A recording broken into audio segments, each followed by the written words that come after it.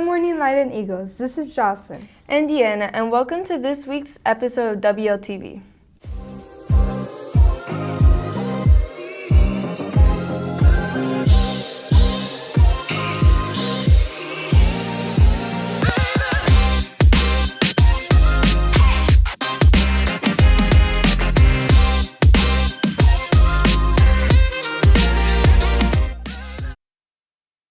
Let's jump right into our Light news. First up, remember to buy your tickets for the Spanish Honor Society dance this Friday. Tickets are on sale for all students in the cafeteria during lunch periods. And if you're looking for something sweet this Friday, April 25th, Kona Ice will be parked behind the cafeteria during lunch periods.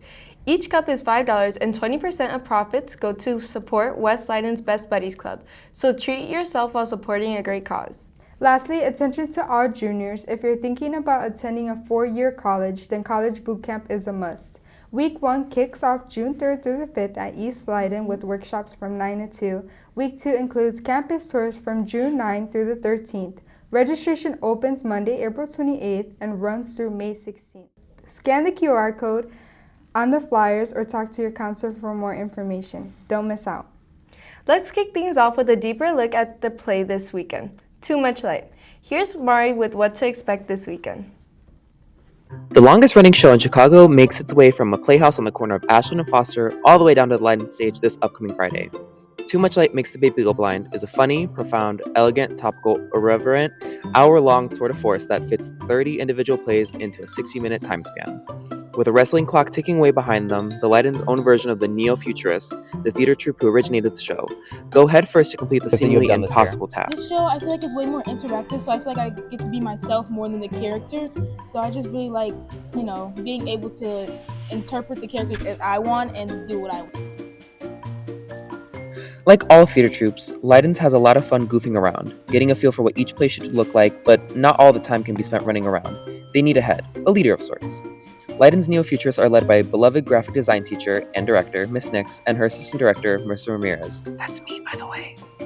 A show that has this many moving parts, including heavy improv elements, is a challenge to direct. There's a lot of energy to this show. This is not your typical theater performance. I mean, every time I try to explain it to someone, I'm like, it's only an hour long. You have to be, the audience is part of the show. And they're like, what? It's like, you just have to come see it. It's something that it's hard to explain, but it's definitely not like anything you've seen before. Like Nick said, the core of this show is entertaining the audience, as their engagement is vital. The audience is given the list of the 30 shows the Leiden neo-futurists will perform that night. The audience gets to choose what shows put on in real time, with shows ranging from political debates gone south to a 3-year-old interviewing you. With such a random order and a clock ticking down behind them, Too Much Light cast must think quickly on their feet, as anything can go wrong. Whether it be an audience member not participating or someone forgetting a line, I am sure the Leiden neo-futurists will complete all 30 plays in an hour, with time to spare. For WLTV, this is Marissa Ramirez, signing off. 2, 3. I love how the theater always has amazing stories being told. Right, I feel like I'm always going to be on the edge of my seat, in a good way. All right, from the theater to the field. Here's a profile on Hassan, one of our senior baseball players here at Leiden. Let's check out how he's making moves on and off the field.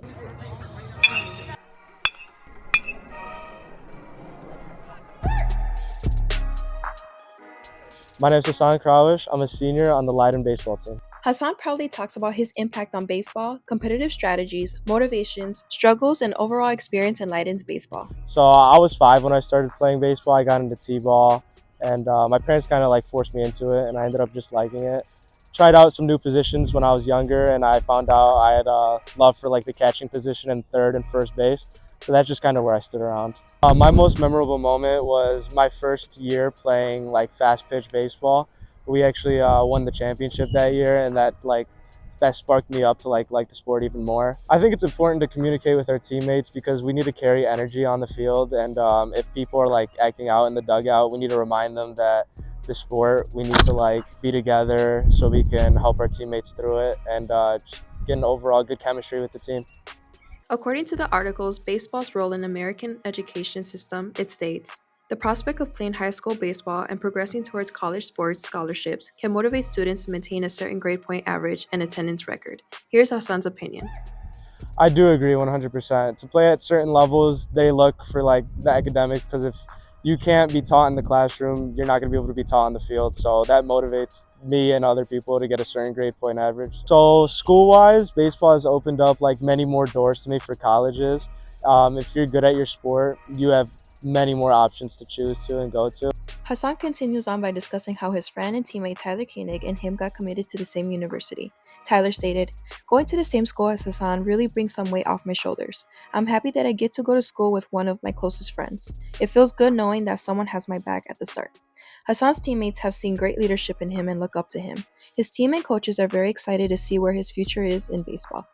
The best advice I gave to my coach is that you just have to trust yourself, because you're actually a way better player than you think you are when you're on the field. So it's usually just the mental stuff. If you tell yourself that you're gonna strike out, you probably are gonna strike out. But if you go in there with like a dominant mindset, you'll end up doing very well on the field. Hassan's goal for the rest of the season is to get 30 hits or more, with his current number of hits being 16. Finally, here's his piece of advice for those who are looking into pursuing the sports life. What I'd say to those is just don't think too much on it. It's a good sport. Try not to think too much. It's a game of failure. So when you fail, you just got to take it as a learning moment. You'll be fine and take it like a pitch at a time. For WLTV, this is Michelle Orbe and Samantha Cervantes. He's got such a drive. It's awesome seeing Leiden athletes doing what they love. Totally. And speaking of dedication, our FCCLA students have been working hard too and just came back from a trip to Springfield. Let's hear from Monica and Lupita on what went down at the state competition and how our Eagles represented us down in Springfield. West Leiden's FCCLA traveled to Springfield this past Thursday to compete in the state competition. FCCLA, which stands for Family, Career, and Community Leaders of America, offers students the chance to build key skills like teamwork, organization, and problem solving, all while engaging in real-world experiences that enhance personal and professional growth. Beyond skill development, FCCLA encourages leadership and community involvement, helping students connect with peers who share similar interests. Jose Diaz, a member of the club for the past 3 years, shared that his sister encouraged him to join, and after that, he stuck with it, went on to encourage his friends to join in the following years. I think FCCLA has taught me to be more efficient. It's helped me learn budgeting skills, problem solving too. FCCLA is a great club that we offer. It can teach you a lot of new skills, and you get to meet new people, experience new things. According to an article on ISL.org called 9 Reasons for Getting Involved, the author writes, "Involvement in an activity could spur a lifelong passion, introduce career options, and help define identity. No matter what the future brings, skills like teamwork, time management, creative problem solving, decision making, and leadership will always be important. Many extracurricular activities allow the development of these skills that are transferable to school, family, and future life." So for example, if you want to go into education, there's education events where you have to make a lesson plan and perform that. And so I feel like it just gives you a leg up into the pathway that you want to go into. Ms. Lopez, a chaperone and FCCLA judge, shared that the club helps students develop employability skills and prepare for careers aligned with their interests. It's a fun club, but also you're competing in both a regional event and a state event. So if you're interested in anything like education, culinary, interior design, fashion, for sure, I would say join. It looks good on your resume. And like I said, it's a competition, so I think it makes you stand out when you're applying to colleges. By getting involved in FCCLA, members can improve essential skills like leadership, teamwork, and communication, take on leadership roles that teach them how to guide others, and compete in events that challenge and grow their abilities. It's more than just a club, it's a foundation for future success. For WLTV, this is Monica Hernandez Wallace and Lupita Corona. This year, West Leiden introduced their first religious club for students to join. Leiden senior Brianna Garcia shares how she was scared at first to start a religious club at school since that topic can sometimes be sensitive. She also shared how the movie called Jesus Revolution inspired her to start the club at school.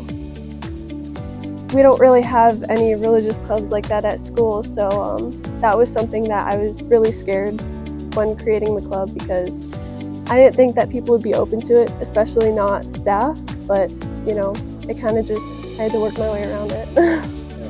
Brianna shares what her and her peers do every meeting and what the meetings look like. We start in prayer, and then we also just discuss about our day. After that, we go into the actual scripture portion, so we'll read a few chapters, and after reading maybe like a chapter or two, we'll discuss it. We'll discuss any verses that stuck out to us, any feelings that we have when we read it. We'll close in prayer, and what me and my co-leader Sabrina like to do is we will ask others in the room, as well as sharing ourselves prayer requests. So anything that we need prayer for, anything that we're stressed about, worried about, a friend, a family member, we can just share that, and we all know to pray for each other. Brianna shares how she's grown her connection with God and encourages people to join the club. Yeah, in general, God has changed my life. Jesus has changed my life, seriously. I mean, first step you can take is coming to Bible Club every Tuesday from 2:40 to 3:20. Again, it is such an open community. We are happy to have you. You're always welcome. If you're looking for a sense of community and a chance to grow your connection with God, Bible Club is a good fit for you. From WLTV, this is Dania Feliciano and Stefano Andrino. I love seeing clubs like FCCLA getting recognized. They're really making an impact. Same. And now time for something a little more festive. Jocelyn attended a local Easter festival. Take it away. On Saturday, April 12th, Westdale Park bloomed with excitement. Families from all around Leiden Township gathered for the annual Bunny Bash extravaganza. An event filled with laughter, bouncy houses, food, and of course eggs. This event wasn't just about candy-filled eggs. It was about the community having the time to come together and enjoy the beautiful weather together. So many families enjoyed their time here at Westdale Park. The main attraction at the Bunny Bash was the egg hunt, of course. Hundreds of plastic eggs scattered across the field. Hundreds of kids gathered around eagerly for the countdown to start. Our organizers made sure the hunt was fair and fun, dividing kids by age groups and different times and refilling the field multiple times. So many families were so excited to try out the free cotton candy they had offered. Oh my god, that seemed like so much fun. Right? Meanwhile, some other seniors have been getting good news about where they're headed off to next year. Here's Kathy and Valeria with reactions from students finding out they got into college. Get ready to feel all the feels. What's your name?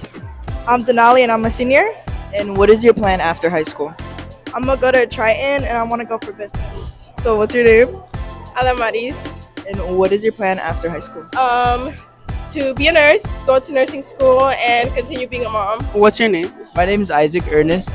And what are you planning on doing after high school? I'm gonna major in EMT and I'm gonna go to Triton. What's your name? My name is Montserrat Flores. Miriam Cruz. Jocelyn Aguirre. What are you planning on doing after high school? So after high school, I'm going to attend like the EMT program at Triton. I heard it's pretty good, and I kind of want to see and put myself in those emergency situations and see if I'm kind of built for that. What I'm planning on doing is doing 2 years in college, Triton, and then from there I'm gonna transfer to another college. Well, I'm still seeing my options, but yeah. I'm gonna enroll. Well, I already enrolled to UIC, and I'm gonna study something in like business and get a business degree, and then get a job like in that field afterwards.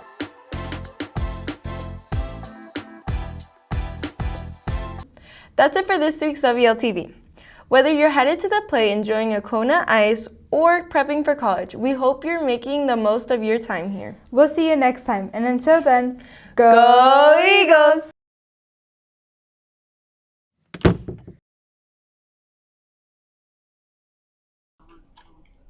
The takeaway, I can just sit here, right? You'll edit it out, right? It's just gonna be edited out, right? What's the word where you're like, cut this out?